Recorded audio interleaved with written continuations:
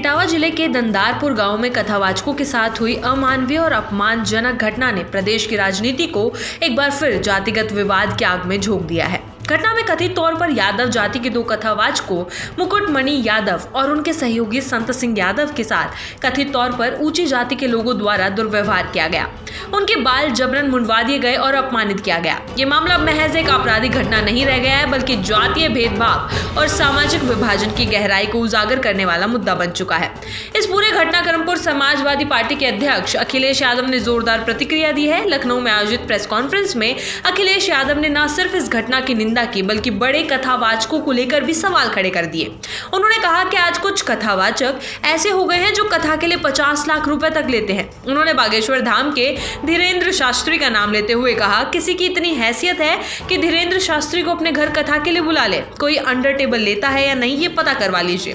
कथावाचने की आज कीमत हो गई है, ये लोग फ्री में थोड़े ही आते हैं। अखिलेश यादव ने इस मुद्दे को जातिगत न्याय और सामाजिक समानता से जोड़ते हुए कहा कि संपूर्ण पीडीए, पिछड़ा, दलित, अल्पसंख्यक समाज आज इस घटना के खिलाफ आवाज उठा रहा है। उन्होंने कहा कि यह सिर्फ दो कथावाचकों की बात नहीं है, ये पूरे समाज के आत्मसम्मान और अस्तित्व की लड़ाई है। उन्होंने बीजेपी सरकार पर निशाना साधते हुए कहा कि सरकार सामाजिक न्याय की अवधारणा को कुचलने का काम कर रही है। इटावा की घटना पर बात करते हुए अखिलेश ने तीखा व्यंग्य करते हुए कहा, अगर अमेरिका के राष्ट्रपति डोनाल्ड ट्रंप को इस घटना की जानकारी मिल जाए तो सोचिए क्या होगा।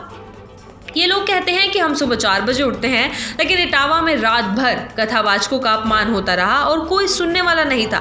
मैं सरकार से पूछना चाहता हूं कि इस तरह की घटनाएं क्यों हो रही है? क्या यही राम राज्य है जिसकी बात बीजेपी करती है? घटना से जुड़े एक अन्य पहलू की चर्चा करते हुए अखिलेश यादव ने कहा कि कलाकारों का अपमान हमारी सभ्यता का अपमान है। उन्होंने एक्स पर अपने आधिकारिक अकाउंट से एक पोस्ट साझा करते हुए लिखा, कुछ गिनती के प्रभुत्ववादी और वर्चस्ववादी लोगों ने तो उस कलाकार को भी नहीं छोड़ा जो अपनी थाप से दुनिया देखता है। उसकी ढोलक छीनकर और उस पर आरोप लगाकर ऐसे नकारात्मक लोगों ने अपने ही समाज की सहानुभूति खो दी है। जो लोग ऐसा करते हैं वो अभारतीय और अमानवीय हैं। अखिलेश ने सवाल उठाया कि अगर किसी दलित, पिछड़े या अल्पसंख्यक के साथ ऐसा बर्ताव होगा तो क्या देश में सामाजिक समरसता बची रहेगी?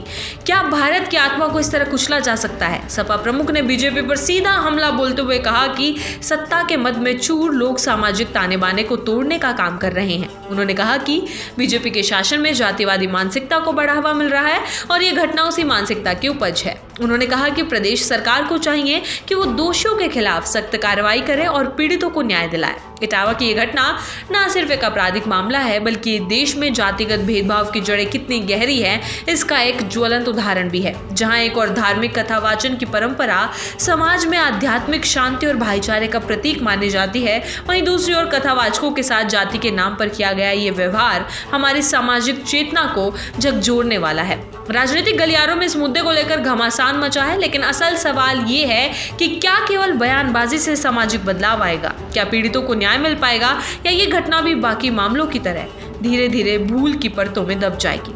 अब देखना यह है कि प्रदेश सरकार इस मुद्दे पर क्या ठोस कदम उठाती है और समाज में बराबरी का भाव सुनिश्चित करने के लिए किस दिशा में पहल की जाती है। फिलहाल के लिए स्पष्ट है कि इटावा की यह घटना न केवल कानून व्यवस्था का बल्कि सामाजिक चेतना का भी इम्तिहान है।